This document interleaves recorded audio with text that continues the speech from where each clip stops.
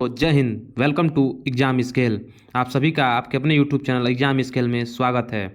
दोस्तों, आज की क्लास आपके लिए बहुत ही अति महत्वपूर्ण होने वाली है, क्योंकि आज की क्लास अगर आप पूरा लेते हैं तो आपको एकदम समझ लीजिए एग्ज़ाम हॉल का अनुभव होने वाला है। तो वीडियो को आप लोग लास्ट में देखिएगा, पूरा लास्ट तक इस वीडियो में देखिएगा। तो आइए हम आपको बताते हैं इस वीडियो में क्या क्या रहने वाला है। इस वीडियो में आपको जीके और जीएस के करंट अफेयर्स के महत्वपूर्ण प्रश्न मिलेंगे। इसके साथ ही हिंदी का पेपर होगा दोस्तों, जो पेपर आपका एग्जाम्स में आते हैं उसी तरह के सारे प्रश्न होने वाले हैं। इसके साथ ही आपको रीजनिंग के वे प्रश्न मिलेंगे इसमें जो बार बार एग्जाम में पूछे जाते हैं, तो उसको हम बेहतरीन तरीके से आपको समझाएंगे। इसके साथ ही आपको मैथ्स का वो प्रश्न है जो एग्जाम में हर बार बार बार पूछा जाता है, रिपीटेड क्वेश्चन जो आपका मैथ्स में पूछा जाता है, वो भी मैंने इस वीडियो में रखे हैं। तो समझ लीजिए, अगर आप पूरा वीडियो देखते हैं तो आपको एकदम पेपर वाली फीलिंग आने वाली है। तो वीडियो को लास्ट तक देखिएगा और जुड़े रहिएगा, और जो भी आपको इंपॉर्टेंट लगे सबको नोट करते चलिएगा, ठीक है। तो आइए वीडियो को बिना किसी देरी के शुरू करते हैं। उससे पहले हम आपको आज का मोटिवेशनल कोट बताते हैं जो आपको ऊर्जावान बनाएगा, आपके चेहरे पर मुस्कान को लेकर आएगा। जीवन में मौके तो सभी को मिलते हैं, लेकिन सफलता केवल कड़ी मेहनत करने वालों को ही प्राप्त होती है। दोस्तों, अगर आपको सफल होना है तो आपको कड़ी मेहनत करनी पड़ेगी। अगर आपको एसएससी जीडी का एग्ज़ाम निकालना है तो आपको 6 से 7 घंटे डेली पढ़ने होंगे, तभी आपका एसएससी जीडी का एग्ज़ाम निकलेगा। इसीलिए मेहनत करते रहिए, आप ज़रूर सफल होंगे। आइए पहला सवाल देखते हैं। अमृत का पर्यायवाची क्या हो जाएगा? बताइएगा दोस्तों, महत्वपूर्ण क्वेश्चन है ये, आपने देखा भी होगा एग्जाम में। हिंदी का कोई पहला हिंदी से शुरू हुआ है, तो बताइएगा अमृत का पर्यायवाची क्या हो जाएगा। तो बता दें दोस्तों, यहाँ पर देख रहे होंगे आप लोग, अमृत का जो पर्यायवाची होता है वो अमीय, पीयूष, सुधा, सूरभोग और सोम होता है। ये सभी पॉइंट आप नोट कर लीजिएगा। तो जो अमृत का पर्यायवाची हो जाएगा वो पीयूष हो जाएगा, ठीक है। इसे आप लोग नोट कर लीजिएगा। अगला क्वेश्चन देखिए। नीचे दिए गए वाक्यांश के लिए दिए गए विकल्पों में से एक सार्थक शब्द चुनना है। यहाँ पर देखिए एक एक शब्द आपको दिया हुआ है, जानने की इच्छा। इसके बारे में बताना, इसको हम लोग क्या बोलते हैं। तो बता दें दोस्तों, यहाँ पर देखिए व्याख्या में आप लोग जिज्ञासा जिस उसको कहते हैं जिसको जानने की इच्छा होती है। लेकिन दो शब्द होते हैं, एक जिज्ञासा और एक जिज्ञासु।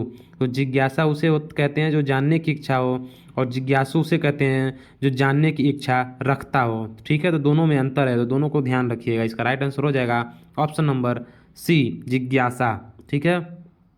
अगला क्वेश्चन जी, इसके बाद देख लीजिएगा। यहाँ पर एक चीज़ आप लोग देख रहे होंगे, जी जीविसा लिखा है। जी जीविसा मतलब होता है कि जो जीने की इच्छा रखता हो उसे जी जीविसा कहते हैं, तो इसे भी याद रखिएगा। अगला देखिए, इस टाइप के क्वेश्चन पूछे जाते हैं, एकदम समझ लीजिए एग्जाम वाले क्वेश्चन हैं सारे। इसमें आपको दिया हुआ है एक शब्द, इसमें बताना है आपको कि कौन गलत है, इसमें से क्या परिवर्तन करना है या फिर कोई भी परिवर्तन नहीं करना है। तो देखिए शब्द क्या दिया हुआ है, किशोर रोज पौधों को पानी पिलाता है। तो दोस्तों यहाँ पर साफ देख रहे होंगे आप लोग, जो लाइनिंग वाला है ये, इसके बारे में बताना है। तो देखिए ये गलत लिखा है, किशोर रोज पौधों को पानी पिलाता है। तो अब कोई जानवर या इंसान तो है नहीं कि उसे अपने हाथों से पानी पिलाना पड़ेगा, ठीक है। तो पौधे के लिए जो हो जाएगा आपको वो हो जाएगा किशोर रोज पौधों को सींचता है, ठीक है। ऑप्शन नंबर डी इसका सही हो जाएगा, इसे भी याद रखिएगा। इस टाइप के क्वेश्चन आते हैं एग्जाम में।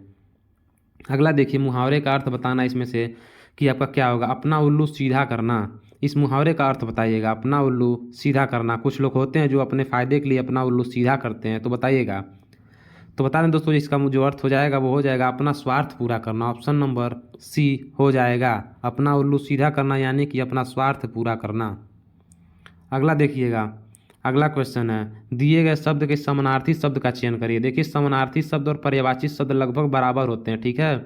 तो बताइएगा आप लोग। तो बता दें जो समानार्थी शब्द होगा आभा का, आभा मतलब आभा फैला रही है या फिर प्रकट कर रहा है, तो आभा मतलब होता है प्रकाश, ठीक है। आभा का जो पर्यायवाची हो जाएगा या समानार्थी वो प्रकाश हो जाएगा। यहाँ पर देखिए लिखा हुआ है आभा का प्रकाश हो जाएगा। उजाला, प्रभा, चमक, आलोक और ज्योति, ये सभी आपके जो हो जाएंगे वो आभा के हो जाएंगे, इसे आप याद रखिएगा। अगला क्वेश्चन, रोगियों और दीन दुखियों की सेवा, यहाँ पर आपको भरना है कि क्या होगा कहलाती है। इस तरह के क्वेश्चन 3-4 आते हैं रिक्त स्थान भरने के लिए, तो ये बहुत ही महत्वपूर्ण है। आपके प्रेजेंस ऑफ माइंड पर डिपेंड करता है कि आप कौन सा ऑप्शन चूज करते हैं, ठीक है। ये चारों ऑप्शन आपको लगेंगे कि सही है, लेकिन इसमें भी जो बेहतरीन विकल्प होता है उसे आपको यहाँ पे चूज करके लिखना होता है, ठीक है। तो बताइएगा क्या होगा, रोगियों और दीन दुखियों की सेवा क्या हो जाएगा। तो बता दें दोस्तों, जो इसका राइट आंसर हो जाएगा वो हो जाएगा शुश्रूषा, ठीक है। शुश्रूषा कहलाती है। अगर रोगियों और दीन दुखियों की सेवा कर रहे हैं आप तो उसे आप क्या कहेंगे, शुश्रूषा कहते हैं, याद रखिएगा। ऑप्शन नंबर डी इसका सही हो जाएगा। अगला देखिए, जंगल में फैलने वाली आग, ये क्वेश्चन बहुत इंपॉर्टेंट है, इसे नोट कर लीजिएगा। जो जंगल में फैलने वाली आग होती है उसे हम क्या कहते हैं। तो बता दें, तो जंगल में फैलने वाली आग होती है उससे हम क्या बोलते हैं? दावानल कहते हैं, याद रखिएगा। यहाँ पर देख रहे होंगे आप बड़वानल लिखा है, इसका मतलब होता है समुद्र में लगने वाली आग, ठीक। जठराग्नि देख रहे होंगे आप, इसमें होता है पेट में लगने वाली को जठराग्नि कहते हैं। तो याद रखिएगा ऑप्शन नंबर डी इसका सही हो जाएगा। अगला देखिए, दिए गए वाक्य का वह भाग ज्ञात करें जिसमें कोई त्रुटि नहीं है, ठीक है। ये आपको इसी तरह से शब्द दे देता है, यहाँ पर दिया हुआ है, और ऐसे ही भाग बांट देता है, ऐसे ए बी सी और डी, और बताता है आपको इसमें से चूज करिए कि कौन सा भाग में गलती है, ठीक। तो देखिए क्या लिखा है, आपका चश्मा कोट और रुमाल यहाँ रखा है, कोई त्रुटि नहीं है बताना इसमें। तो बताएं दोस्तों, जैसे देखिए यहाँ पर दो आ गए हैं ना, आपका चश्मा, कोट और रुमाल, देखिए 3 चीज़ें आ गई हैं, तो ये आपका क्या हो गया? बहुवचन हो गया, ठीक। तो इसका मतलब क्या हो गया? यहाँ पर रखा नहीं होगा, यहाँ पर रखे हैं, इसका मतलब कि आपका चश्मा, कोट और रुमाल यहाँ रखे हैं, ठीक है। ये इसका गलत हो जाएगा, यहीं पे आपके जो सी पार्ट है यहीं पर इसकी गलती है, तो ऑप्शन नंबर सी इसका हो जाएगा, याद रखिएगा। अगला देखिए, यहाँ पर आपको मुहावरे दिए हैं 3, बताना इसमें से कौन सा सुमेलित है या फिर नहीं है। तो ठीक है, देखिएगा। देखिए पहला क्या है? अंधेरे में तीर चलाना, इसका मतलब क्या हो गया? बिना लक्ष्य के प्रयास करना। जैसे कि जो वो मेहनत नहीं कर रहा है एसएससी के लिए, वो अंधेरे में तीर ही चला रहा है, समझिए एक तरह से, ठीक है। बिना लक्ष्य के वो प्रयास कर रहा है। दूसरा क्या है? ये बिल्कुल सही हो जाएगा। दूसरा है आँख का कांटा होना, मतलब आँख का कांटा होना का मतलब कि जो दुश्मन होते हैं, अपने दुश्मनों को, जो शत्रु होता है वो उसकी आँख में आप खटकते हैं, यानी कि आँख का कांटा होना मतलब कि खटकना या फिर बुरा लगना, ठीक। अगला देखिए, ये भी सही हो गया। तीसरा जो है आकाश पाताल एक करना, मतलब कि अत्याधिक प्रयास करना, मतलब अगर आप एसएससी के लिए आकाश पाताल एक कर रहे हैं, यानी कि आप अत्याधिक प्रयास कर रहे हैं एसएससी का एग्जाम निकालने के लिए, तो यहाँ पर आपका उपयुक्त सही हो जाएगा। अगला देखिए, विलोम शब्द, ये 2 क्वेश्चन विलोम शब्द के आते हैं, ठीक है। बिल्कुल देख लीजिए, सारे एग्जाम्स वाले क्वेश्चन है, तो बताना है आपको कृतघ्न जो होता है इसका विलोम क्या हो जाएगा। तो ये चारों देखिए यहाँ पर लिखा हुआ है, इसको चारों को आप लोग नोट करिएगा, ये चारों इंपॉर्टेंट हैं, आपके एग्जाम में जरूर इसमें से एक क्वेश्चन आएगा, ये लिख के रख लीजिए आप लोग, ठीक। तो देखिए क्रिस, क्रिस का होता है मतलब कि दुबला पतला, और पुष्ट हो गया मतलब पुष्ट हो जाएगा, क्रिस का पुष्ट होता है, और कृतज्ञ का कृतघ्न हो गया, कृपा का कोप हो जाएगा, और कीर्ति का अपकीर्ति हो जाएगा। तो कृतघ्न का क्या हो गया? कृतज्ञ, ऑप्शन नंबर बी इसका सही हो जाएगा, नोट कर लीजिएगा इसको। अगला, सही वर्तनी वाले शब्द का चयन कीजिए, बताइएगा इसमें से कौन सा शब्द है जो सही वर्तनी वाला है। ऐसे ही 4 ऑप्शन दे देता है, इस तरह के 2 से 3 क्वेश्चन आते हैं आपके, ठीक है। तो आपको चूज करना रहेगा कि कौन सा जो है वर्तनी इसमें से शुद्ध है। तो देखिएगा, अंतर्ध्यान ये बिल्कुल गलत दिया हुआ है, अंतरात्मा भी गलत है, अंतर्गत ये भी गलत है, ठीक है। यहाँ पर जो आप डी ऑप्शन देख रहे हैं अंतःकरण, ये बिल्कुल सही हुआ है, ठीक। और ऊपर के जो तीनों ऑप्शन हैं उनको इस तरह से लिखेंगे, तो आप लोग इसे देख लीजिएगा। अगला देखिए, रिक्त स्थान का देखिए क्वेश्चन और आ गया, इसमें बताना है आपको कि जहाँ अधिक बोलने वाले व्यक्ति हो वहाँ रिक्त स्थान भरना है, रहना चाहिए। तो देखिए आपको चारों ऑप्शन सही लगेंगे, ठीक है, लेकिन इसमें से आपको उपयुक्त विकल्प को चयन करना है। यहाँ पर लिखा है ना, उपयुक्त विकल्प का चयन करिए। तो बता दें, जहाँ अधिक बोलने वाले व्यक्ति होते हैं वहाँ पर क्या होना जरूरी होता है? मौन रहना ही जरूरी होता है। तो ऑप्शन नंबर डी इसका सही हो जाएगा। अगला देखिए, दिए गए वाक्य में रेखांकित अंश को प्रतिस्थापित करने के लिए उपयुक्त विकल्प का चयन करना है। यहाँ पर देखिए लाइनिंग बना है ना विद्वान के जगह पे नीचे, तो इसके बारे में आपको बताना है। तो देखिए लिखा है, विद्वान महिलाओं का सर्वत्र सम्मान किया जाता है। तो दोस्तों, जो विद्वान होता है वो पुरुषों के लिए संबोधित किया जाता है, ठीक है। महिलाओं के लिए क्या होता है? तो जो विद्वान का जो स्त्रीलिंग हो जाएगा क्या होता है? विदुषी, ठीक है। ऑप्शन नंबर सी इसका सही हो जाएगा। अगला देखिए, सही वर्तनी वाले शब्द का चयन करना है, बताइएगा इन चारों में से सही वर्तनी वाला कौन है। इसी तरह के क्वेश्चन आते हैं दोस्तों, जो आपको बहुत ही कम देखे होंगे आपने, तो देखिएगा, बता दें दोस्तों, यहाँ पर जो सही वर्तनी वाला शब्द आपका हो जाएगा वो हो जाएगा ए, संसद सदस्य, ठीक है। ऑप्शन नंबर ए इसका सही हो जाएगा। बाकी आप लोग देखिए, शुद्धिकरण आपका यहाँ पर गलत दिया हुआ है, ठीक है। इसका सही वर्तनी यहाँ लिखा हुआ है, देख लीजिएगा। सुपनखा का इस तरह से लिखते हैं और श्रृंगार को इस तरह से लिखते हैं, तो देख लीजिएगा आप लोग, ठीक है। अगला क्वेश्चन देखिए, दिए गए वाक्य के किस भाग में त्रुटि है, बताइएगा। ये आपको वाक्य दिया है कि राजेश प्रातः काल के समय आया है। तो देखिए यहाँ पर त्रुटि क्या है, देखिए यहाँ पर प्रातः काल भी बोला है और समय भी बोला है, तो ये देखिए गलत हो गया, दोनों एक साथ नहीं हो सकते, क्योंकि प्रातः काल का मतलब सब समझ ही आएंगे कि प्रातः काल मतलब कि सुबह सुबह हो जाएगा। तो यहाँ पर आपको समय बताने की ज़रूरत नहीं है, ठीक है। तो इसीलिए ये गलत हो जाएगा। यहाँ पर होगा जो राजेश जो है प्रातः काल आया, सिर्फ इतना ही होगा, इसका के समय इसमें हट जाएगा। तो यही आपकी बी भाग में आपकी त्रुटि है, इसे आप याद रखिएगा। अब आइए जीके के क्वेश्चन शुरू हो गए। देखिएगा, इंपॉर्टेंट क्वेश्चन है जीके के, इन सभी को नोट करते चलिएगा। देखिए लिखा है क्या पर यहाँ पे, जो अक्टूबर 2023 में आपका जो 37वें राष्ट्रीय खेल की मेजबानी कौन सा राज्य करने वाला है। तो इससे पहले हम आपको बता दें दोस्तों, जो 36वें नंबर का आपका राष्ट्रीय खेल हुआ है उसका जो मेज़बानी किया गया वो गुजरात के द्वारा किया गया, ठीक है। और इसका जो शुभंकर था वो था सावज, इसे भी आप लोग नोट कर लीजिएगा, ठीक है। अब आइए बताते हैं इसमें जो अभी का हुआ है 36वां गुजरात में हुआ है, इसे भी नोट कर लीजिएगा, ये पूछ सकता है। और जो आपका 16वां जो देखिए क्वेश्चन है आपका, ये 37वें राष्ट्रीय खेल की मेज़बानी कौन करेगा, तो बता दें दोस्तों, यहाँ पर देखिए लिखा है भारतीय ओलंपिक संघ की घोषणा के अनुसार राष्ट्रीय खेल के 37वें संस्करण की जो मेज़बानी की जाएगी वो गोवा के द्वारा की जाएगी। ऑप्शन नंबर सी इसका सही हो जाएगा, तो इसे याद रखिएगा आप लोग, ठीक है। केरल के बारे में बता दें दोस्तों, केरल ने अभी हाल ही में संतोष ट्रॉफी जीता है, इसे आप लोग याद रखिएगा। इसके साथ ही केरल में आपका हो जाएगा मोहिनी अट्टम जो नृत्य होता है केरल का, ये कथकली हो गया, तो इसे भी नोट कर लीजिएगा। सबरीमाला मंदिर जो है आपका वो भी केरल में ही है, तो इसे याद रखिएगा। इसके साथ ही दोस्तों गोवा की राजधानी आपकी हो जाएगी पणजी, इसे याद रखिएगा। प्रमोद सावंत जो है यहाँ के मुख्यमंत्री हो जाएंगे, तो इतना आप याद रखिएगा, ठीक है। हर घर जल वाला जो घर आपका पहला राज्य है जो हर घर जल वाला, वो आपका गोवा हो जाएगा। ऑप्शन नंबर सी इसका सही हो जाएगा। अगला देखिए, मेघालय राज्य का गठन कब किया गया था, बताइएगा दोस्तों। तो बता दें, ये क्वेश्चन इस तरह का एक क्वेश्चन जरूर आएगा, राज्य के बारे में पूछेगा कि गठन कब किया गया था। तो बता दें दोस्तों, जो मेघालय राज्य का गठन किया गया था आपका, वो 21 जनवरी 1972 को किया गया था, ठीक है। असम के जो 2 जिले हैं संयुक्त रूप से, जो खासी हिल्स और जयंतिया हिल्स और गारो हिल्स को अलग करके मेघालय का गठन किया गया था, ठीक है। आप लोगों को पता ही होगा, जो मेघालय में आपका 3 जनजातियां पाई जाती हैं, गारो, खासी, जयंतिया, ये पहाड़ी भी वहाँ पे, इसी वजह से वहाँ का जो क्षेत्र है आपका, वहाँ पे अधिक मानसीराम क्षेत्र जो है, चेराम पूंजी, वहाँ पर अधिक वर्षा होती है इसीलिए, ठीक है। तो इसे भी याद रखिएगा। राजधानी शिलोंग हो जाएगी। यहाँ की प्रमुख नदियाँ गनोल, दारिंग, बुगई, निताई और सांडा हो जाएंगी। और जनजाति गारो, खासी, जयंतिया है, इसे भी आप लोग याद रखिएगा। अगला देखिए, हाल ही में खाद्य और सार्वजनिक वितरण विभाग के सचिव के रूप में किसे पदभार ग्रहण किया है, तो बता दें दोस्तों, जो इसका राइट आंसर हो जाएगा वो संजीव चोपड़ा हो जाएगा। ऑप्शन नंबर बी याद रखिएगा। अगला क्वेश्चन, हाल ही में दोस्तों 26वें अंतर्राष्ट्रीय मालाबार नौसेना अभ्यास की शुरुआत कहाँ की गई है, तो बता दें दोस्तों, जो हाल ही में 26वें अंतर्राष्ट्रीय मालाबार नौसेना अभ्यास की शुरुआत की गई वो जापान के जो योकोसुका में हुई है, तो याद रखिएगा। ऑप्शन नंबर ए सही हो जाएगा। दोस्तों जो मालाबार नौसेना अभ्यास है आपका, ये इसमें 4 देश शामिल होते हैं, भारत, ऑस्ट्रेलिया, जापान और अमेरिका, इसे याद रखिएगा। इन चारों देशों का दोस्तों एक समूह है जिसे हम लोग क्या बोलते हैं, क्वेड के नाम से जानते हैं, तो ये भी इंपॉर्टेंट है, याद रखिएगा। 4 दोस्तों जो 2 संगठनों का नाम याद रखिएगा आप लोग, एक क्वेड और एक आपका I2 और U2, ठीक है। इन दोनों को आप लोग याद रखिएगा। क्वेड में आपके 4 देश हो गए, भारत, ऑस्ट्रेलिया, जापान और अमेरिका। और I2 और U2 में हो जाएगा आपका इंडिया हो जाएगा, इजराइल हो जाएगा, अमेरिका और UAE हो जाएगा। तो इन दोनों चीज़ों को याद रखिएगा, ठीक है। अगला देखिएगा, अटल इनोवेशन मिशन निम्नलिखित में से किसकी पहल है, बताइएगा दोस्तों। तो बता दें दोस्तों, जो अटल इनोवेशन मिशन है वो देश भर में नवाचार और उद्यमिता को बढ़ावा देने के लिए 2016 में नीति आयोग के द्वारा स्थापित एक प्रमुख पहल है।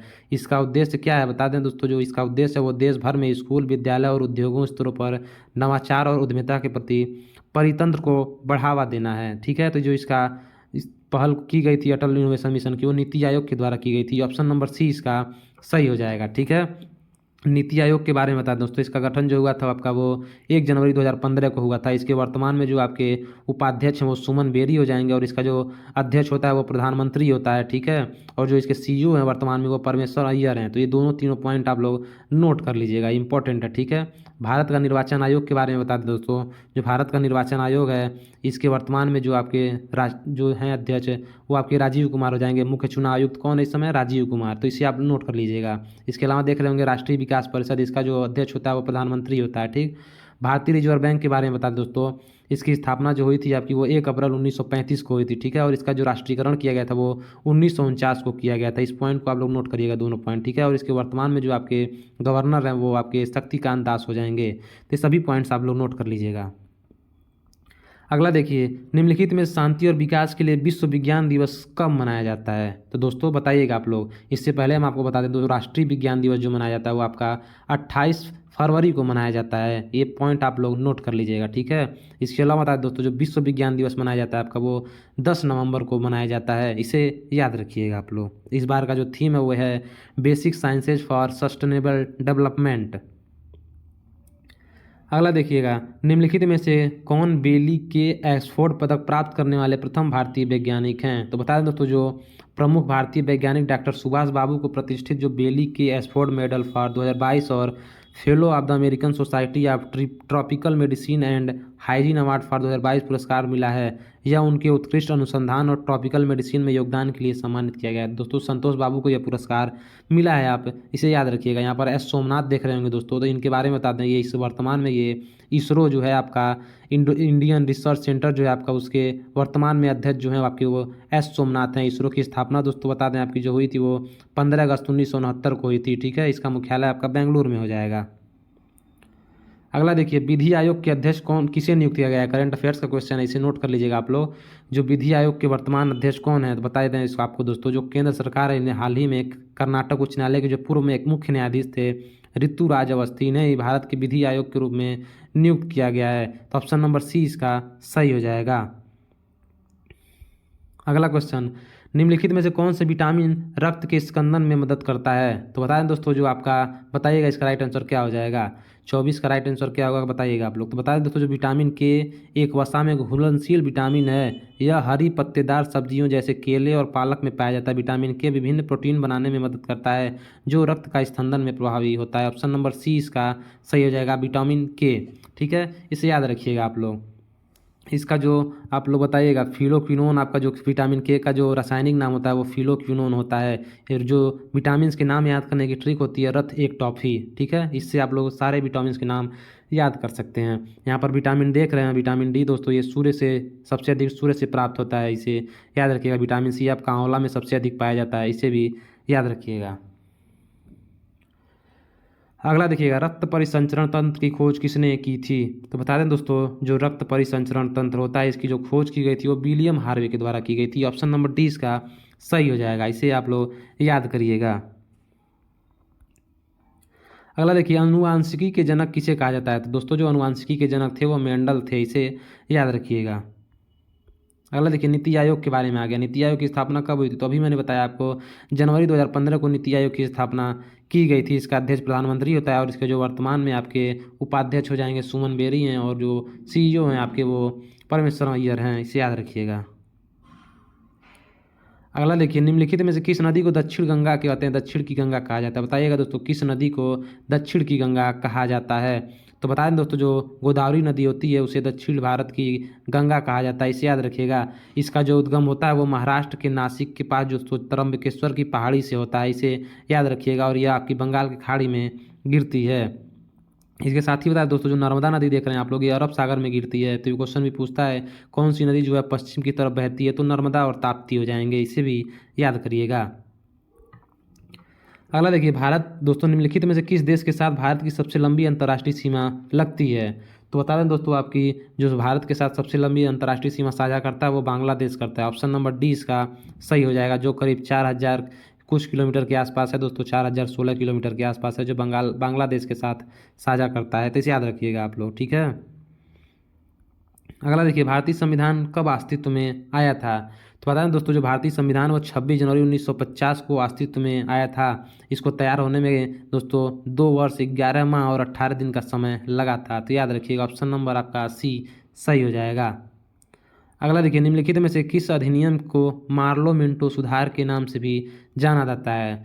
तो बता दें दोस्तों, जो आपका भारत परिषद अधिनियम 1909 है, इसे ही हम लोग मार्ले मिंटो सुधार के नाम से जाना जाता है, इसे याद रखिएगा। क्योंकि इस समय जो मार्ले थे वो भारत के राज्य सचिव तथा जो लॉर्ड मिंटो थे ये भारत के वायसराय थे, इसीलिए इसे मार्ले मिंटो सुधार कहा जाता है। ठीक है, जो सांप्रदायिक निर्वाचन की प्रणाली की जो शुरुआत हुई वो इसी में शुरू हुई थी, मार्ले मिंटो सुधार में ही, तो इसे भी याद करिएगा। प्राचीन पुस्तक इंडिका की रचना किसने की थी? बताइएगा, मोस्ट इंपॉर्टेंट क्वेश्चन है। तो बताएं दोस्तों, जो प्राचीन पुस्तक इंडिका है इसकी जो रचनाकार हैं वो आपके मेगास्थनीज हो जाएंगे। ठीक है, मेगास्थनीज दोस्तों मौर्य काल के समय ये भारत आया था और इसने इसे लिखा था, इसे याद रखिएगा। स्वराज पार्टी की स्थापना किसने की थी? तो बता दें दोस्तों, जो स्वराज पार्टी इसकी स्थापना 1923 में मोतीलाल नेहरू और चित्तरंजन दास के द्वारा की गई थी, इसे याद रखिएगा। ऑप्शन नंबर आपका डी सही हो जाएगा। अगला देखिए, निम्नलिखित में से दिल्ली सल्तनत की पहली और अंतिम महिला शासिका कौन थी? दोस्तों, जो आपको ये क्वेश्चन पूछता है अधिकतर एग्जाम में, दिल्ली सल्तनत और दिल्ली सल्तनत की जो पहली और अंतिम महिला शासिका थी वो आपकी रजिया सुल्तान थी। ऑप्शन नंबर बी इसका सही हो जाएगा। रजिया सुल्तान जो थी दोस्तों वो इल्तुतमिश की बेटी थी, इसे याद रखिएगा। ऑप्शन नंबर बी इसका सही हो जाएगा। अगला देखिए, कौन से वेद को भारतीय संगीत का मूल कहा जाता है? तो देखिएगा आप लोग, तो बता दें दोस्तों, जो भारतीय संगीत का मूल कहा जाता है वो सामवेद को कहा जाता है। ठीक है, सामवेद को भारतीय संगीत मूल का सामवेद को भारतीय संगीत का मूल कहा जाता है। इसमें गायन पद्धति के मंत्रों का वर्णन है। ऋग्वेद में देवी देवताओं का उल्लेख मिलता है, इसे भी आप लोग याद करिएगा। अब आइए चलते हैं हम लोग मैथ्स के क्वेश्चन को देखते हैं, इसे भी ध्यान से आप लोग देखिएगा और सॉल्व करने की कोशिश करिएगा। ये मैथ के क्वेश्चन देखते हैं, देखिएगा। पहला क्वेश्चन मैथ का इंपॉर्टेंट है, इसे आप लोग नोट करिएगा। देखिए क्या लिखा है, 212 मीटर लंबी रेलगाड़ी 45 किलोमीटर प्रति घंटा की चाल से चल रही है और यह रेलगाड़ी आपकी 188 मीटर लंबे प्लेटफॉर्म को कितने समय में पार करेगी, आपको ये बताना है। ठीक है, तो आइए चलते हैं हम लोग क्वेश्चन को करते हैं। सबसे पहले तो आपको ये फार्मूला पता ही होना चाहिए, जो speed equal to distance upon time का फार्मूला होता है, ये आपको पता होना चाहिए। ठीक, और सबसे एक महत्वपूर्ण चीज़ आपको बता दें, जैसे मान लीजिए अगर कोई चाल आपकी मीटर प्रति सेकंड में दी हुई है, ठीक है, और इसको आपको किलोमीटर प्रति आवर में बदलना है, तो इसके लिए आपको जो है 18/5 से गुणा करना पड़ेगा, तो ये आपका किलोमीटर प्रति आवर में बदल जाता है। ठीक, और अगर किलोमीटर प्रति आवर में दिया होता है तो इसको 5/18 से अगर मल्टीप्लाई करते हैं तो ये मीटर प्रति सेकेंड में बदल जाता है।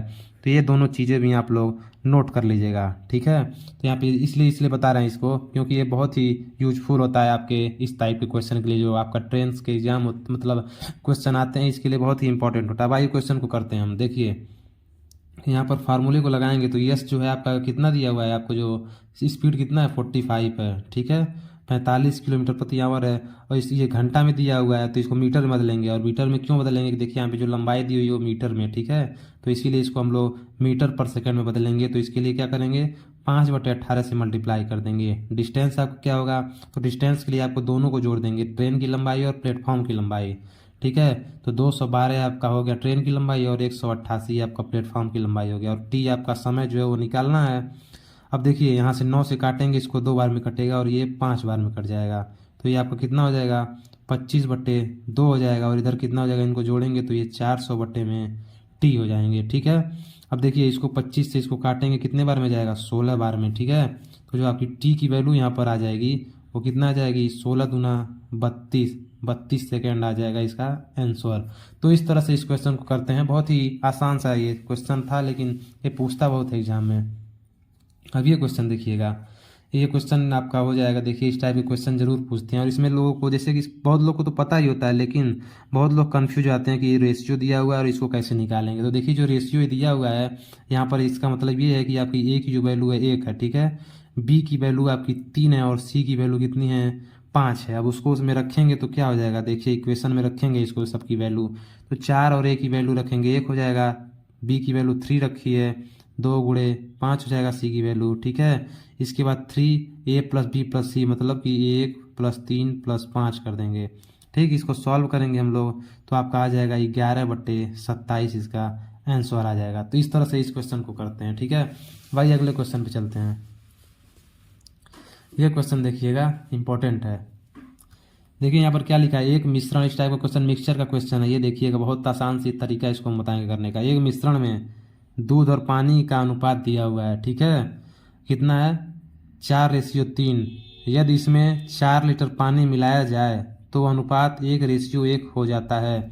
तो बताना है आपको, तो बताना है इसको आपको। देखिए 1:1 हो जाता है बाद में, तो शुरुआती मिश्रण में दूध की मात्रा पूछा है। तो देखिए इसको करने का तरीका क्या होता है। सबसे पहले तो आप लोग जो अनुपात लिखा है, दूध मतलब मिल्क m से हो जाएगा और वाटर w से लिख देंगे। ठीक है, इनका रेशियो शुरुआत में कितना है, 4 और 3 है, तो यहाँ पर लिख देंगे। कब कब है, ये पहले का है। ठीक है, और बाद में ये रेशियो कितना हो जाता है, 1:3 हो जाता है। इतना तो आप लोग कर लेंगे। ठीक है, ये तो मतलब बताने में इतना लेट लग रहा है, लेकिन करेंगे अगर आप लोग जानने के बाद तो बहुत आसान लगेगा। देखिए अब क्या कह रहा है इसमें, पानी कितना मिलाया जाता है, 4 लीटर, तो मिलाया क्या जा रहा है, पानी। तो अगर पानी मिला रहे हैं तो आपकी जो दूध की मात्रा है इसको समान रखनी पड़ेगी। ठीक है, क्योंकि आपको दूध तो मिलाना नहीं, इसमें मिलाना पानी है, तो पानी मिलाएंगे लेकिन दूध की वैल्यू को इसमें सेम कर देंगे।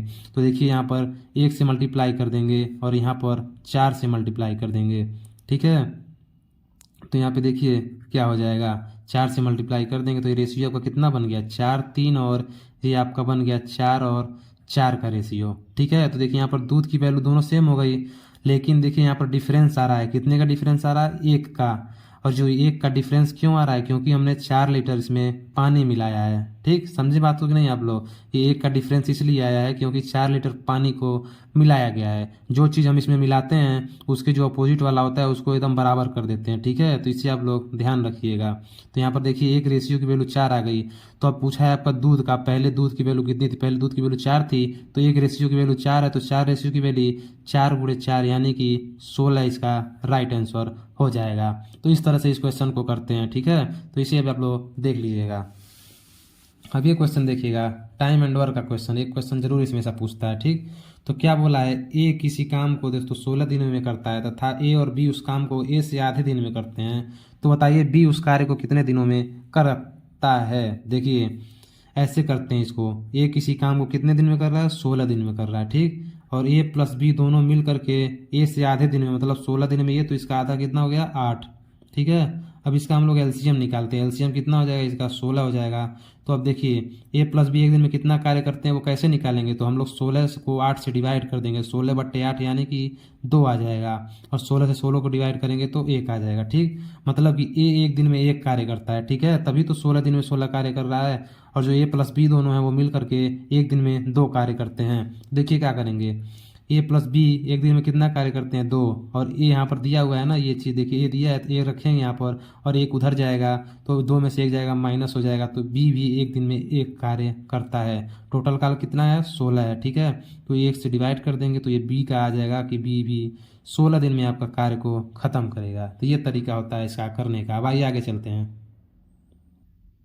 अब देखिए ये मज़ेदार क्वेश्चन आ गया है, देखिएगा आप लोग ध्यान से, बहुत ही ये टॉप लेवल का क्वेश्चन है। राकेश अपनी आय का 85% खर्च कर देता है। यदि उसे व्यय में x% की वृद्धि होती है तो तथा बचत में 60% की वृद्धि होती है और आय में 26% की वृद्धि होती है, तो x की वैल्यू आपको बताना है कि मतलब जो व्यय में वृद्धि हुई है उसकी वो कितनी हुई है, यही आपको बताना है। तो आइए सबसे पहले बताते हैं आपको। देखिए आय में से अगर हम क्या निकाल दें, बचत को अगर हम लोग माइनस कर दें तो आपका क्या बचेगा, व्यय बचेगा। इसका मतलब समझें आप, मान लीजिएगा आप 100 रुपये कमाते हैं, ठीक, उसमें से 10 रुपये आप बचा रहे हैं, तो आपने कितना व्यय किया, 100 में से 10 घटाएंगे तो 90 आपने क्या कर दिया, खर्च कर दिया। तो इसका मतलब यही होता है। ठीक है, तो यहाँ पे देखिए मान लीजिए इसकी आय कितनी थी, 100 इसकी आय है। ठीक, और यहाँ पर ये खर्च कितना करता है, 85, तो बचत कितना हुआ, 15 का। ठीक है, ये हो गया, आप इतना आप लोग समझ गए होंगे। ठीक, अब आगे क्या करना है देखिएगा, यहाँ पर बोला है कि जो 26% आय में वृद्धि करता है, तो इसमें आप लोग 26% की वृद्धि कर देंगे आप लोग, तो ये कितना हो जाएगा, 126 हो जाएगा। ठीक है, इतना कर देंगे। अब उसके बाद क्या बोला है, बचत कहाँ पे लिखा है, देखिए बचत में 60% की वृद्धि होती है। अब इसमें हम लोग 60% की वृद्धि करेंगे तो देखिए 15 छक्का 90, मतलब कि 9 बढ़ेगा, तो 15 में 9 ऐड करेंगे तो कितना हो जाएगा, 24 हो जाएगा। ठीक, अब इसमें हम लोग कितना वृद्धि किए हैं, x%, यही हमको निकालना है कि कितना वृद्धि हुआ है। अब देखिए क्या करेंगे, ये आपका हो गया आय और ये हो गया बचत, तो इन दोनों को माइनस कर देंगे, तो 126 में से आपका 124 माइनस करेंगे तो कितना आ जाएगा, 102 आ जाएगा। ठीक है, तो यह कितना हुआ, 102। अब आपको परसेंटेज निकालना है कितना बड़ा है, तो देखिए परसेंटेज कैसे निकालते हैं, पहले कितना था 85, अब कितना हुआ 102। अब इन दोनों को माइनस करेंगे तो कितना हो जाएगा, व्यय का परसेंटेज हम लोग निकालेंगे, तो बताते हैं कैसे निकलेगा। देखिए व्यय का परसेंटेज निकालने के लिए आपको 102 में से 85 घटाएंगे तो कितना आ जाएगा, 17, और पहले कितना था 85 मल्टीप्लाई 100, तो आपका क्या निकलेगा, व्यय का परसेंट, 17 से 5 कट जाएगा 85, तो मतलब कि 20% आपका इसका आंसर आ गया। जो व्यय में वृद्धि हुई है कितनी हुई है, 20% की वृद्धि हुई है। इसी तरह से क्वेश्चन हम लोग करते हैं। और ये क्वेश्चन देखते हैं, यहाँ पर क्या लिखा है, एक व्यक्ति ने 16% की हानि पर एक वस्तु को बेचा। अगर उसने 660 रुपये अधिक में बेचा होता तो उसे 8% का लाभ होता। 12% का लाभ प्राप्त करने के लिए विक्रय मूल्य क्या होगा। इसका हम 2 तरीके आपको बताएंगे। ठीक है, सबसे पहले आइए बेसिक से एकदम समझाते हैं आप लोग को, आपको आसानी से समझ में आएगा। मान लीजिए आपका जो है 100% पे कोई वैल्यू है। ठीक है, 100% पे तो हमेशा होता है, इसको हम मान लीजिए। ठीक, अब इसमें कितना परसेंट कमी हो रही है, माइनस, मतलब 16% की हानि हो रही है, तो कितना हो जाएगा, 84 हो जाएगा। ठीक है, होगा ना। और दूसरे तरफ कितना हो रहा है आपका जो 8% का लाभ हो रहा है, 8% का लाभ हो रहा है मतलब जुड़ेगा तो कितना हो जाएगा 108% हो जाएगा। ठीक है, अब इन दोनों का डिफरेंस निकालना है आपको, क्योंकि डिफरेंस निकालने का ये रीज़न है कि जो 60 रुपये अधिक प्राप्त हो रहा है ना, 60 रुपये यहाँ पर देखिए लिखा है ना, अधिक बेचा होता है, तो इसको अधिक निकालने के लिए आपको 160 में से 84 माइनस करना पड़ेगा। तो ये माइनस करेंगे तो आप तो कितना आएगा देखिए, 108 में से 124 तो माइनस करेंगे तो आपका आ जाएगा 24। ठीक है, 24% आ जाएगा, और यही जो 24% है आपका वो किसके बराबर हो जाएगा, ये जो 24% है आपका ये 660 के बराबर हो जाएगा। ठीक, अब आपको निकालना क्या है, सीपी निकाल लेंगे। अब सीपी निकालने के लिए क्या होगा, सीपी 100% यहाँ पर दिया हुआ है ना, ये आपका सीपी है। ठीक है, तो सीपी निकालने के लिए 100% निकालेंगे, तो 100% क्या हो जाएगा 660। ठीक है, गुणे 100 अपॉन में 24 हो जाएगा। इससे इसको हम लोग काट देते हैं तो कितने बार में जाएगा, 12 से इसको काटेंगे कितने बार, 2 बार, तो 24, और 12 से ये चला जाएगा 55 बार में, 2 से ये 50, तो 55 गुणे 50 आपका कितना हो जाएगा 2750 हो जाएगा। तो ये आपका क्या आ जाएगा, ये सीपी आपका आ गया। ठीक है, अब आपको निकालना क्या है, एसपी मतलब कि 12% लाभ होता है, तो 12% लाभ मतलब कि 112% निकालेंगे किसका, 2750 का 112% निकालेंगे। अब इसको काट देंगे, 10 से 10 कट गया, 5 से इसको काटेंगे, 2 से इसको 5 बार काटेंगे, और 2 से ये कितने बार में जाएगा 56 बार में। ठीक, 5 से इसको काट देंगे तो ये 55, तो 55 इंटू 56 आपका कितना ही आ जाएगा बताइएगा, तो जो आएगा आपका वो 3080 आ जाएगा। इस तरह से इसको करते हैं। भाई इसका हम आसान तरीका आपको बताते हैं। इसका आसान तरीका ये होता है कि यहाँ पर दिया हुआ है आपका 16% और 8% दिया हुआ है। ठीक, इन दोनों को हम जोड़ देंगे। ठीक है, क्योंकि देखिए हानि और लाभ हुआ है तो जुड़ जाएगा। अगर दोनों में हानि होती तो माइनस कर देते, या फिर दोनों में लाभ हो रहा है तो फिर माइनस करते। लेकिन देखिए एक तरफ हानि हो रही है और एक तरफ लाभ, तो दोनों को जोड़ेंगे तो ये हो गया 24%। इसको ही हम कर देते हैं 660 के बराबर। अब आपको निकालना क्या है, 112% सीधे निकाल लीजिए लाभ आप। ठीक है, 112% जो है 12% का लाभ हो रहा है तो सीधे 112% आप निकालिए, तो 660 का 112% निकालेंगे 24 पे, इसको काटेंगे इससे दोस्तों, तो जो आपका आएगा वो 3080 रुपया आ जाएगा। ठीक है, तो यह सबसे छोटा तरीका है करने का। अब आइए अगले क्वेश्चन पे चलते हैं। अब अगला क्वेश्चन देखिएगा, ये देखिए क्या बोल रहा है, कोई राशि साधारण ब्याज द्वारा किसी दर से 3 वर्ष में स्वयं की 7/6 गुनी हो जाती है, तो ब्याज की दर आपको बताना है, मतलब कि आपको रेट यहाँ पर बताना है। ठीक है, तो इसका एक फार्मूला बता रहे हैं, उसे आप लोग नोट करिएगा। इसका जो फार्मूला एक होता है R%, मतलब R रेट हो जाएगा N-1/T इंटू में 100। ये आपका फार्मूला होता है, इसे आप लोग नोट कर लीजिएगा। अगर सब सिंपल इंटरेस्ट में आपका इस तरह से अगर एन करके मतलब गुना करके क्वेश्चन आते हैं तो ये फार्मूला आपका लगेगा, जहाँ से आपको रेट निकलेगा और टाइम आप लोग निकाल सकते हैं इससे। ठीक है, अब इसी में आपको वैल्यू रखनी है। तो देखिए आर की वैल्यू कितनी दी हुई है, आर की वैल्यू आपको निकालनी है। एन कितना है, मतलब यही आपका जो गुना में दिया है 7/6 -1, और टी कितना दिया है 3 वर्ष दिया है। 100 से मल्टीप्लाई कर देंगे इसको सॉल्व करेंगे तो आपका आ जाएगा इस तरह से कुछ, और लास्ट में आपका जो आएगा वो यहाँ से देखिए 2 से 50 बार में कट जाएगा, और ये 3 बार में, तो मतलब 50/9 आपका आएगा। ठीक है, और इससे आप लोग क्या लिख सकते हैं, 5/9%। तो ये इसका तरीका होता है करने का। ये फार्मूला आप लोग नोट कर लीजिएगा। ये देखिए एक क्वेश्चन ये है, इसको आप लोग को करके बताना है। क्वेश्चन को ध्यान से देखिएगा, क्या बोल रहा है, कोई धनराशि चक्रवृद्धि ब्याज की दर से 3 वर्ष में 8 गुनी हो जाती है, तो ब्याज की दर आपको बताना है, मतलब कि यहाँ से आपको रेट बताना है कि कितना होगा। इसका जवाब आप लोग कमेंट बॉक्स में दीजिएगा। देखिए ऑप्शन भी हम यहाँ पर रख दिए हैं, ये 4 ऑप्शन है। ठीक है, इसका हिंट हम दे दे रहे हैं, जो आपका सिंपल इंटरेस्ट कंपाउंड इंटरेस्ट का जो मिश्र धन का फार्मूला होता है आपका, अमाउंट इक्वल टू जो होता है वही इसमें लगने वाला है। तो इसको आप लोग कमेंट बॉक्स में बताइएगा करके।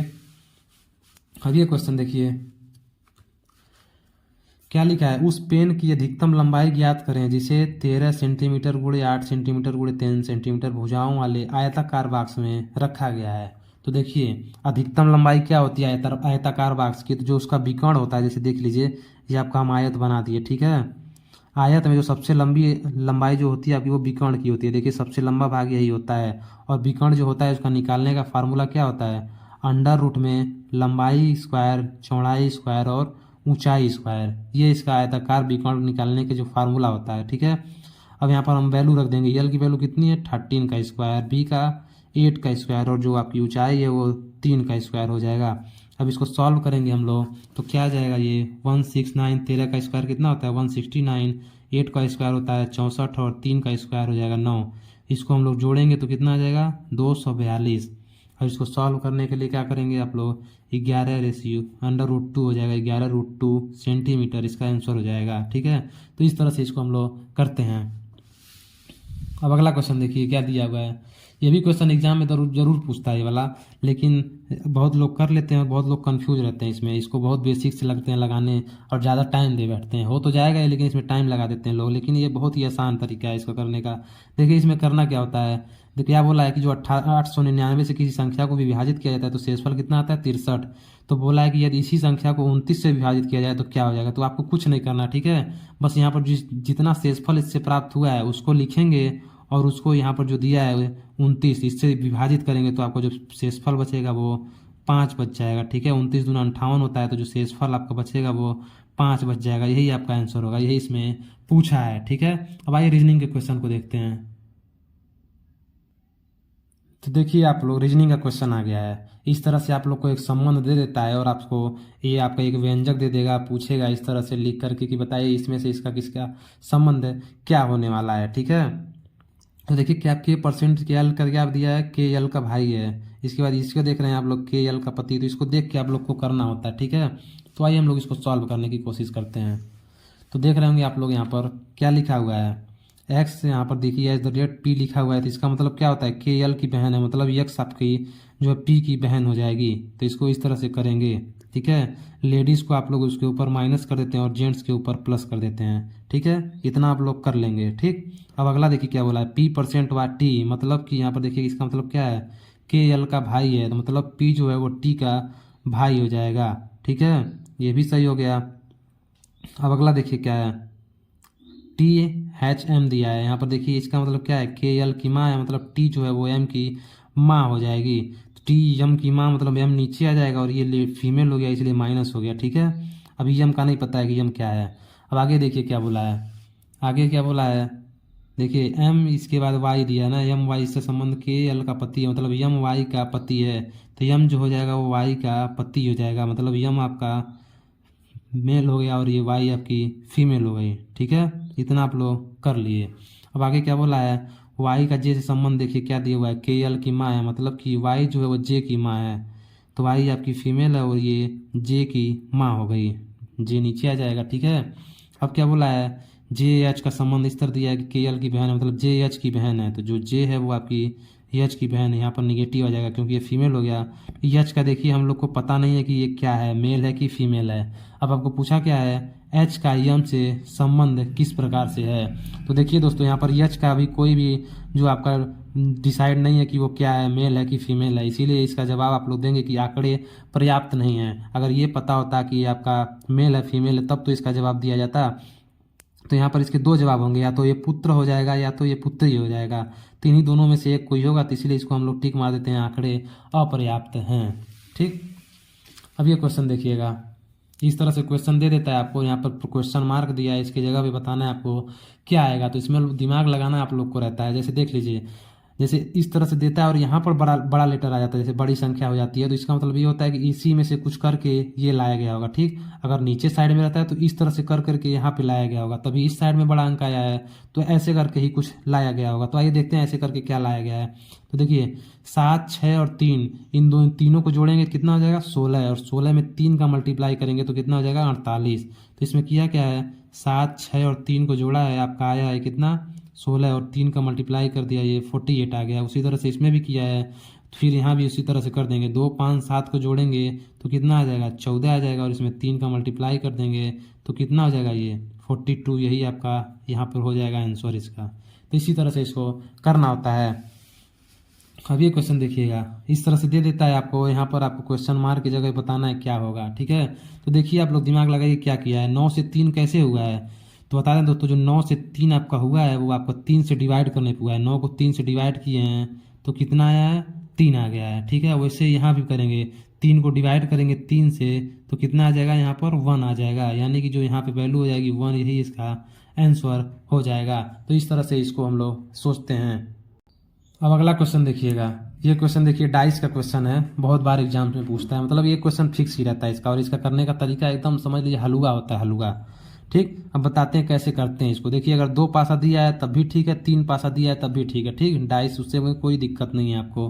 तो आपको करना क्या है, देखिए इन दोनों में से आप लोग कॉमन खोजेंगे कि कॉमन क्या है दोनों में। ठीक, तो कॉमन देख रहे होंगे आप लोग, यहाँ पर 5 आप लोग को कॉमन दिख रहा होगा। ठीक, तो यहाँ पर कॉमन वाली संख्या को लिखते हैं 5, और इसका जो कॉमन होता है उसी के क्लॉकवाइज हम लोग घूमते हैं। जैसे यहाँ पर कॉमन 5 है तो इसके क्लॉकवाइज ऐसे ही घूमेंगे हम लोग। ठीक, यहाँ पर 5 है तो ऐसे क्लॉकवाइज घूमेंगे, यही होता है क्लॉकवाइज ना। तो 5 से जब क्लॉकवाइज घूमेंगे तो पहले क्या आया, 4 आया, फिर 3 आया। ठीक, तो 4 3, उसी तरह से इसको लिखेंगे यहाँ पर 5, अब क्लॉकवाइज घूमे तो कितना आया 2, उसके बाद कितना आया 1 आ गया। इसका मतलब क्या होता है, 3 जो है अपोजिट में 1 है और 4 के अपोजिट में 2 है, तो छूट क्या रहा है, 6 छूट रहा है ना, तो 5 के अपोजिट में क्या हो जाएगा 6। तो इसका राइट आंसर देखिए क्या पूछा है, 4 शीर्ष पर है तो नीचे क्या हो जाएगा तल में, मतलब तल में क्या हो जाएगा 2, तो इसका जो आंसर हो जाएगा वो 4 के अपोजिट 2 हो जाएगा। इसी तरह से इसको करते हैं इसको। ठीक, अब ये क्वेश्चन देखिए दिया हुआ है, बेस्ट को अगर हम लोग ये लिख सकते हैं 62, तो डक के बारे में बताना है आपको।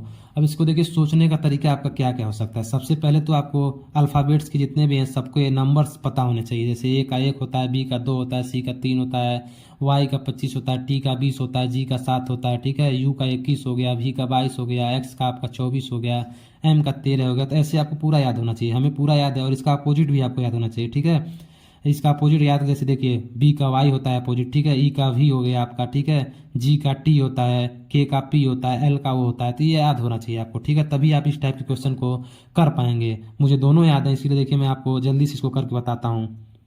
तो देखिए बी का नंबर क्या होता है 2, ई का होता है 5। ठीक है, एस का कितना होता है 19 और टी का होता है 20। इसे यहाँ भी लिख लेंगे 4 होता है, यू का 21 हो गया, और सी का 3 और के का 11 होता है। ठीक, तो इसमें किया क्या होगा दोस्तों, इनको जोड़ने पे किसी तरह अगर जोड़ेंगे इसको तो 62 नहीं आने वाला है। तो आपको दिमाग लगाना है इसमें क्या किया होगा। तो इसका अपोजिट हम लोग निकालेंगे, चारों का अपोजिट निकालते हैं। तो बी का अपोजिट वाई होता है, वाई को हम लोग कैसे लिखते हैं 25 से लिखते हैं। ठीक है, ये आपका वाई होता है। ई का अपोजिट वी होता है, वी मतलब अपोजिट मतलब क्या होता है, दोनों का जोड़ 27 आना चाहिए। ठीक है, तो 5 में क्या ऐसा जोड़ें कि 27 हो जाए 22, और 22 किसका होता है वी का। वैसे ही 19 में क्या जोड़ना 27 हो जाए 6। ठीक है, 6 नहीं 19 में आपको कितना जोड़ना है 7 जोड़ना है, और 7 क्या होता है एफ। ठीक है, 19 में आप लोग क्या जोड़ेंगे 27 हो जाए, 19 में 8 जोड़ना है, 27 तो जो होता है यहाँ पर 8 जोड़ेंगे तो ये आपका एच हो जाएगा, और 20 में क्या जोड़ेंगे 27 हो जाए 7, टी आपका जो हो जाएगा वो जी हो जाएगा। अब इन तीनों को जोड़ेंगे 25 22 8 और 7, तो इसका जोड़ने पे कितना आएगा 62 ये आ जाएगा। 25 प्लस 22 प्लस 8 प्लस 7 जोड़ेंगे तो ये 62 आ जाएगा। उसी तरह से इसको करते हैं, देखिए डी का अपोजिट 4 में 27 क्या जोड़ें 27 हो जाए 23, 23 का मतलब क्या हो गया आपका डब्लू, ड्यू से याद कर सकते हैं इसको, हम तरीका भी बताते चलेंगे आपको। ड्यू, ड्यू मतलब कि 23 हो गया। 21 में क्या जोड़ना 27 हो जाए 6 जोड़ना है, 6 का मतलब क्या होता है एफ, उफ से इसे याद करते हैं, उफ उफ करके आपको तो यू का अपोजिट एफ हो जाएगा। ठीक है, तो कितना जोड़ें 6 जोड़ें। वैसे ही क्रैक्स सी से एक्स जो होता है ना, क्री का सी का अपोजिट एक्स, एक्स का कितना होता है 24। के पी से इसको याद कर सकते हैं, के पी का कितना होता है 16। ठीक है, के का अपोजिट पी हो गया, इसको याद करेंगे। अब इनको जोड़ेंगे। ठीक है, जब इनको जोड़ेंगे आप लोग तो देखिए क्या आएगा 23 6 24 और 16 को जोड़ना है, 6 4 10 6 16 3 19 9 हासिल 1 2 4 5 1 6, इसका कितना आ गया 69 इसका आंसर आ गया। तो इस तरह से इसको हम लोग करते हैं। इसका अपोजिट आप लोग को याद होना चाहिए। ठीक है, तभी आप लोग इसको कर पाएंगे। अब देखिए सिलोनिज्म का क्वेश्चन आ गया, इसको देखिएगा कैसे करते हैं। क्या बोला पहले आपको, देखिए करना क्या होता है, पहले कथन पढ़ना होता है और उसको आप लोग को सर्कल में एक बनाना होता है। उसके बाद आपको निष्कर्ष पे जाना होता है कि इसमें से कौन सा सही है कौन सा गलत है। ठीक है, तो सबसे पहले आइए हम लोग कथन को देखते हैं। तो कथन में क्या बोला, सभी पेन जो है वो कलम है। पेन और कलम एक ही होता है, लेकिन अब क्या कर सकते हैं, वैसे ही क्वेश्चन दिया था। देखिए आप लोग पेन बनाएंगे, इसके अंदर क्या लिख देंगे पेन। ठीक है, तो क्या बोला है सभी जो पेन है वो क्या है कलम है, इसमें कलम लिख देंगे। ठीक, उसके बाद क्या बोला जो सभी कलम है वो कैलकुलेटर है, मतलब कि इसके ऊपर भी क्या आ गया कैलकुलेटर। ठीक है, अब आइए निष्कर्ष पे चलते हैं। निष्कर्ष में क्या बोला है सभी कैलकुलेटर कलम है। तो बताइए, देखिए जो बड़ा है कैलकुलेटर है, क्या सभी जो आपके कलम है वो कैलकुलेटर हैं? नहीं, कुछ ही जो कलम है आपके वो कैलकुलेटर हैं। तो आपका ये निष्कर्ष गलत हो गया। ठीक, अब अगला देखिए, सभी कलम पेन है। क्या ये जो सभी कलम है ये पेन है? तो बिल्कुल गलत है, क्योंकि जो सभी पेन है वो तो कलम है ना कि सभी कलम पेन है। तो इसका मतलब आपका ये भी गलत हो गया। अब देखिए, सभी पेन कैलकुलेटर है। देखिए, जो सभी पेन है ये कैलकुलेटर के अंदर है ना, इसका मतलब ये वाला सही हो जाएगा। जो सभी पेन है वो कैलकुलेटर हो जाएंगे। अब देखिए क्या बोला है, कुछ कैलकुलेटर जो है वो क्या है, पेन है। देखिए यहाँ के जो कैलकुलेटर में से कुछ का हिस्सा जो है आपका पेन है ना, तो ये भी इसका मतलब सही हो जाएगा। मतलब कि तीसरा और चौथा आपका सही है और पहला और दूसरा निष्कर्ष गलत है। तो इसी तरह से इस क्वेश्चन को करते हैं, ठीक है। वीडियो अगर आप लोग को अच्छी लगी होगी तो आप लोग इसे लाइक शेयर और सब्सक्राइब जरूर करिएगा। Thank you for watching.